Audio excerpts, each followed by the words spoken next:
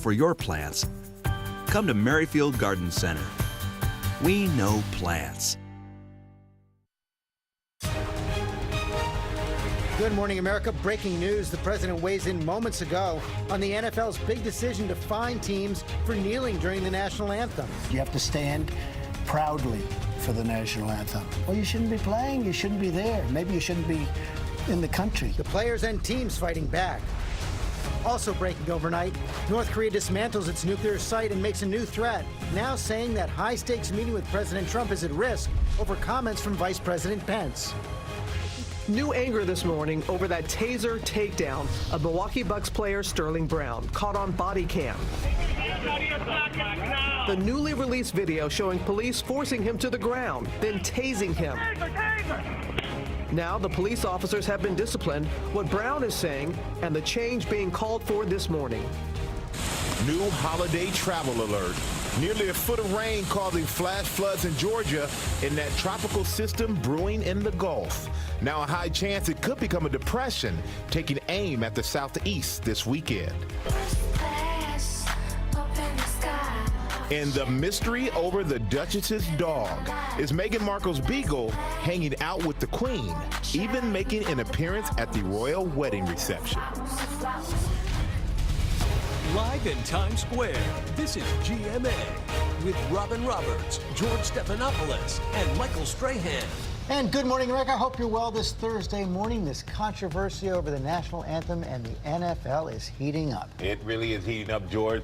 And it's breaking news. President Trump weighing in just moments ago on that new NFL rule, cracking down on national anthem protests. Commissioner Roger Goodell announcing if a player is on the field, he must stand or face fines. ABC's Ryan Smith is here with the latest. Good morning, Ryan. Good morning, Michael. You know, the NFL addressing the controversy over the national anthem protests, and some players are not happy about it. If anyone is on the field and is disrespectful to the anthem or the flag, there would be a fine from the league against the team. Under the new rules, players may stay in the locker room during the Star-Spangled Banner, but if they are on the field, they must stand or the team could face fines. We want people to be respectful to the national anthem. We want people to stand. Vice President Mike Pence hailing the new policy as a victory for President Trump, tweeting, "Today's decision by the NFL is a win for the fans, a win for POTUS, and a win for America." The president weighing in this morning. It's good. I don't think people should be staying in locker rooms, but still, I think it's good. You have to stand proudly for the national anthem. Well, you shouldn't be playing. You shouldn't be there. Maybe you shouldn't be in the country. You have to stand proudly for the national anthem. And the NFL owners did the right thing if that's what they've done. But many prominent players begging to differ. Eagles defensive end Chris Long tweeting a statement, "This is not patriotism. Don't get it confused," adding, "Our league continues to fall short on this issue." At least one owner seemingly supporting players who want to kneel. Jets co-owner Christopher Johnson saying he'll pay any fines his players get. The rule change coming nearly 2 years after former San Francisco 49ers quarterback Colin Kaepernick first started kneeling to protest racial inequality and police brutality. And Colin Kaepernick staying silent so far, but retweeting his lawyer's comment saying essentially about the changes, #NFL collusion. But do they think that guys staying in the locker room and coming out of the locker room, I think that's really going to end the controversy? I don't know. I just don't see how that's going to do it. You know, it's a tough call because, you know, a lot of guys might say, hey, you're silencing us by making us go to the locker room. And then there's the issue of, well, what if people stand and do something else demonstrative? Does that call for a penalty? What will teams do? What will the league do? A lot of gray in this. Some owners are saying, we'll know it when we see it. But that's not really the way to go for rules. So we'll have to see how this plays out. But likely to be some strong reaction today. The president's comments to anyone who protests should leave the country. I think so. And I think many players are feeling like, you know, this is how we got here in the first place. I think there's a lot of people who are going to say this is why we need to continue to say something. So we're going to see what happens around the preseason games, maybe the regular season games. I don't think this controversy is over. Instead of diffusing it, it just escalates it, the president's comments. How many times does it have to be said they are not being disrespectful to the flag, that is not the intent I agree. of those protests? How many times does it must it be said. I agree. And I think what's lost here is it was initially done to protest racial inequality, police brutality. People picked up that message. And I think that sometimes gets lost in the conversation about the flag. But now that that's come up again, you wonder what will happen. You wonder if players will say, and teams, maybe some team owners will say, you know, we have to continue to support our players if they want to take action during the anthem. But it got lost because the message was hijacked. You know, from the beginning. And you know, in looking at the reaction of the Jets ownership, yes, to say we're not going to do that. We're going to support our guys. I can just say, as a former player, if you're on another team and you're watching this, you think to yourself, that's the kind of place where I want to go. I want to support an organization like that. It's a key part of the rule. The league tried to say, let's handle it. If there's a problem, we see a violation, we're going to penalize the team. But let's let teams do what they want. So if there are some teams that feel, you know what, I don't like that when people kneel, I'm going to punish them.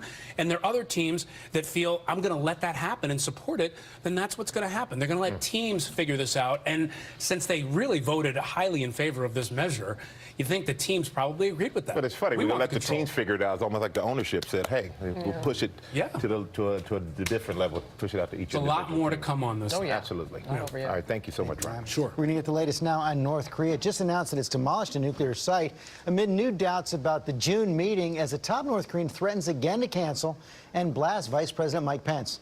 Our chief foreign correspondent Terry Moran is tracking the story. Good morning, Terry. Good morning, George. This morning, that news from inside North Korea. A group of international reporters who are there, they witnessed what the North claims is the destruction of a main nuclear test site. The reporters were taken to the remote mountainous location, shown some tunnels and facilities in the area, then a countdown and a huge explosion. Now, no nuclear experts were there to verify the destruction, so this may have been just a big photo op, an effort to make North Korea seem ready to make a peace deal. But the North is certainly sending other sharply different signals, as you say. Overnight, a top official close to Kim Jong-un spitting insults and defiance at the U.S. and igniting new tensions. The official threatening to call off the planned June summit in Singapore between Kim and President Trump, and singling out Vice President Mike Pence, calling him, quote, a political dummy for what the official called his, quote, ignorant and stupid remarks. In an interview with Fox News on Monday, Pence warning in that interview that the North Korean regime could end up like that of Muammar Gaddafi's in Libya, who gave up his nuclear weapons program but was overthrown and murdered by a mob during the revolution there 8 years later. Quote, this is what the official said, we will neither beg the U.S. for a dialogue nor take the trouble to persuade them, and adding, quote, whether the U.S. will meet us at a meeting room or encounter us at a nuclear showdown is entirely dependent on the decision of the U.S. So, Terry, it's pretty clear right now that both sides are hedging their bets on a possible summit coming up on June 12th. And there's never been a meeting like this before, but we have seen these kinds of maneuvers from the North Koreans before, both destruction of sites and these kind of threats. That's right. We've seen this movie. We know how it ends. North Korea has played this game before many times, and that is why previous presidents have been so wary, so reluctant to engage in direct talks. But President Trump, remember, he just jumped at the chance for a high-profile meeting with Kim. There's talk of a Nobel Peace Prize. He's had second thoughts recently, saying no summit might even take place. George? Lots of maneuvering. Okay, Terry, thanks very much. We're going to go to the White House now, where top aide and Trump's son-in-law, Jared Kushner, now has his top security clearance restored after months in limbo and a second extensive interview with Robert Mueller's team. Our senior White House correspondent, Cecilia Vega, has all the latest. And Cecilia, this is significant good news for Kushner. Yeah, George, it really is, because this delay in granting Kushner the security clearance had raised some questions that perhaps special counsel Robert Mueller's team maybe found some kind of evidence that made Kushner a security threat. But now, more than a year into this administration, he's got that clearance. It comes after Kushner sat down for a second, very long 7-hour interview with the Mueller team. There were questions focused on Kushner's time in the campaign, during his time in the transition, and of course, we're told extensive questions about his foreign contacts during all those moments. But you know, George, Kushner's attorney says that Mueller's team and other prosecutors made it very clear that they do not believe Kushner has done anything to merit him being charged. So good news for him here today. I mean, the big meetings also today between the heads of the FBI, Justice Department, and top congressional officials over those unfounded allegations that President Trump calls Spygate. There's no evidence that the FBI infiltrated the Trump campaign, but the members of Congress will learn about this informant who met with Trump officials. zero evidence about this one, and the president seems to have clearly made up his mind. He's no longer implying spies have infiltrated his campaign. He is insisting it happened. Republicans have been demanding to see these classified documents about surveillance. The Justice Department said they didn't want to turn them over. They were fearful that confidential sources could be exposed. Democrats were outraged about being shut out, but now both sides, George, today are going to get to see those documents. Right in the middle of the day. Okay, Cecilia, thanks very much. Robin? And George, now the fallout over the release of that disturbing body cam video showing the arrest of Milwaukee Bucks player Sterling Brown. Alex Perez is in Milwaukee this morning, where residents are demanding answers and action. Good morning, Alex. Hey, good morning, Robin. That video is about 30 minutes long. It shows Sterling Brown as he's walking out of a drugstore and is met by police. What was supposed to be a parking violation somehow ends with him being slammed to the ground and tased. How you doing? You got a driver's license? The Milwaukee Police Department facing scrutiny this morning after the release of this body cam video. I just told you to back up. Capturing a confrontation between officers and Milwaukee Bucks player Sterling Brown. 2390. Can't get another squad here. The 22-year-old being surrounded by officers after he illegally parked his car at this Walgreens lot back in January, blocking 2 handicapped spaces. Brown appears to be talking calmly when suddenly Take your hands out of your pockets now. I got stuff in my hand. officers force him to the ground, then tase him. Taser! The police chief now condemning that use of force. Our department conducted an investigation into the incident, which revealed members acted inappropriately. Tased and arrested. Hours after the incident, Brown back on the court. Great pass, Dellavedova pass, Sterling Brown. The Bucks rookie asked about the marks on his face. Are you able to confirm if, the bruise and scab on the side of your face is from that incident? I mean, like I said, it's an issue I'm dealing with right now. I mean, that's all I really want to say right now. The officers, who in the police report indicated Brown became very aggressive and physically resisted, have been disciplined. As a human being, I am offended by what I saw on the video. Community leaders here demanding change. We shouldn't have to live on pins and needles about if we can just get from one side of town to the next. On Twitter, Brown saying situations like mine and worse happen every day in the black community. Black men shouldn't have to have their guard up and instantly be on the defensive when seeing a police officer, but it's our reality. Brown did get a parking ticket, but criminal charges against him were never filed. He says he does plan to take legal action against the police department. Robin? Thank you, Alex. And we will talk to him about that because I'm sitting down with Sterling Brown to get his reaction to the video, the response from the police and city, and more. That interview you can see tomorrow here on GMA. Michael? All right, thank you, Robin. Now that holiday travel alert, more flash flooding across the South this morning. And now there's a high chance that tropical system will grow into a depression, taking aim at the southeast. Ginger is tracking it all. Good morning, Ginger. Good morning, Michael. Now we've got that 70% chance. So I want to show you already images like this coming out of Catala, Georgia. This is just north of Columbus, between Columbus and Atlanta. And really, the area that saw 4 inches just yesterday, almost a foot. A lot of places in the southeast in the last 10 days, they've already been so saturated. Now we really have to watch this thing that is trying to form over the Yucatan Peninsula. And as we go through this holiday weekend, I time it out for you. South Florida, Saturday afternoon it's heavy, gets up to Mobile, Gulf Shores by Sunday afternoon, and then it sits around on Memorial Day itself right there in Mississippi and Alabama. So we're going to be watching this one for a lot of rain, Robin. Thinking of everybody down there. Thank you, Ginger. Now to that volcano emergency in Hawaii. New images this morning showing that dangerous lava spewing as some residents return home to find, well, giant cracks on their land. Clayton Sandell is on the Big Island, has the latest for us. Good morning, Clayton. Hey, good morning, Robin. You can see this is still a very active eruption behind me. Lava is spewing, in some cases, hundreds of feet into the air here. And I want to show you some new video from overnight. We're not only seeing these large orange lava fountains, but we're seeing blue flames in some cases coming out of the ground. Very unusual sight. And that is happening because of methane gas that is trapped underneath the lava. You mentioned those cracks. Some residents are coming home to find cracks that are 10 feet wide in some cases, running hundreds of feet through their yards. Now, right now, there are 2 big concerns here. The first, that lava is creeping toward a highway, and if it crosses that highway, 1,000 people could be cut off. So the National Guard is coming up with a plan to use helicopters to get those people out. The second worry, toxic gases. The trade winds right now are blowing them away from us, but if that changes, there could be more evacuations on the way, Robin. Okay, Clayton, thank you. George? Okay, Robin, we're going to take a look now at a candid new documentary on the life of Senator John McCain. The 81-year-old is home now, battling terminal brain cancer. He helped make the film, and Paula Ferris is here with an early look. Good morning, Paula. And good morning to you, George. We do have an advanced look at this new documentary, which airs Memorial Day. In it, John McCain gets extremely personal as he comes to terms with the end of his life, revealing his many triumphs and many failures. I've had 60 years in service to this wondrous land, and I am so grateful. It's an intimate new look at Senator John McCain as he reflects on his political and personal life while battling terminal brain cancer. You know, these doctors keep talking to me about people who, if you tell them the truth, then they just give up and die, that you really want to, and I keep saying to them, just tell me.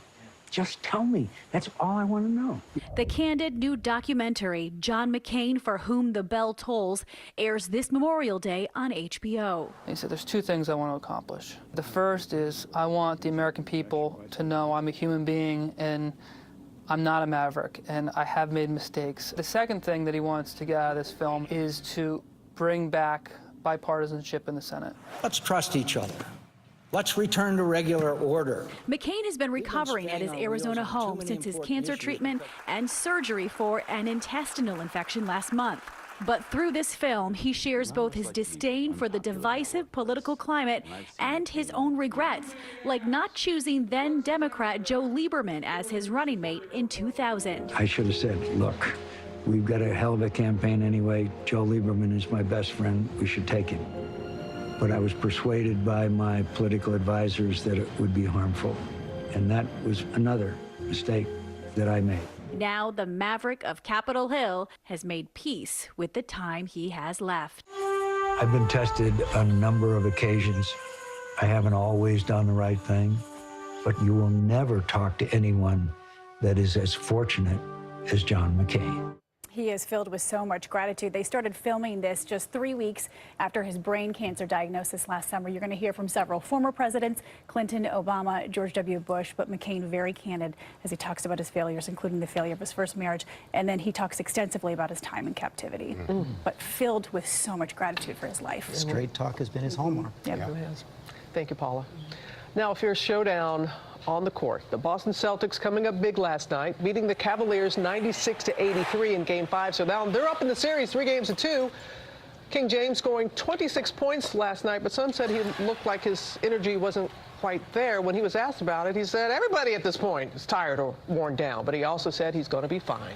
Neither team, keep in mind, has lost at home, and the Cavs will take on the Celtics in Cleveland tomorrow night. The Warriors take on the Rockets tonight. I'll be watching. I know you will. And Ginger, there's some tornado in New Mexico and more severe weather as well. Yeah, you got to see this image. This is Picacho, New Mexico, where you can see that cone tornado. Luckily, it looks like nothing in its path. Unfortunately, now more populated areas have the potential for severe weather, from Kansas through Nebraska and right there in the northern plains. Your local weather in 30 seconds. First, though, Sunny Cities, sponsored by CarMax.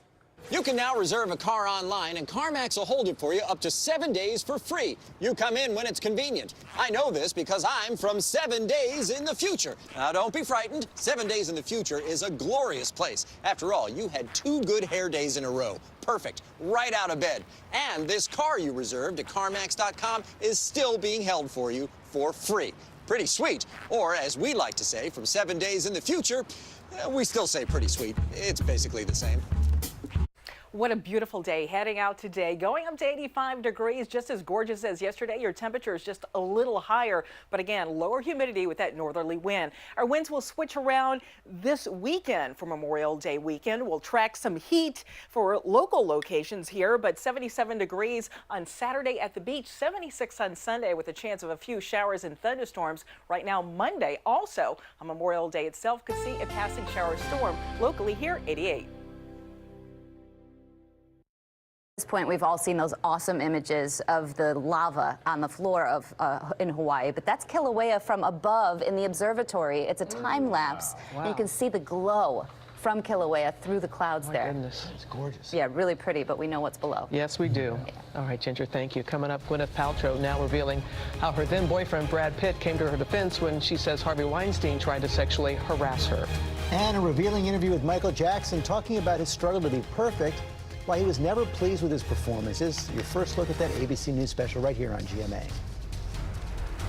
Today, historical sites are disappearing, but AI